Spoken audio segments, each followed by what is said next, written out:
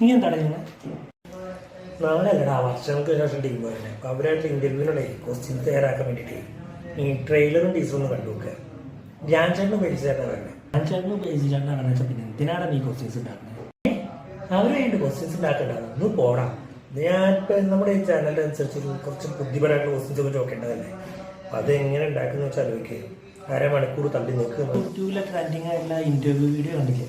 അതാണ് എന്താടാ അങ്ങനെ ഞാൻ കണ്ടില്ലല്ലോ.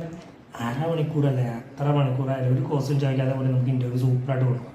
ഇനി ഒന്നും ചോദിക്കണ്ട, ആദ്യം ചോദിക്കാം ഈ പടത്തിനെ കുറിച്ച് ചോദിക്കാം, ഈ പടത്തിൽ എങ്ങനെ എത്തിയതിനെ കുറിച്ച് ഒരു ക്വസ്റ്റ്യൻ ചോദിക്കാം. പിന്നെ ഈ ധ്യാൻ ചേട്ടനോട് ബേസിൽ ചേട്ടനെ കുറിച്ച് പറയാൻ പറയാം. അതുപോലെ ബേസിൽ ചേട്ടനോട് ധ്യാൻ ചേട്ടനെ കുറിച്ച് പറയാം.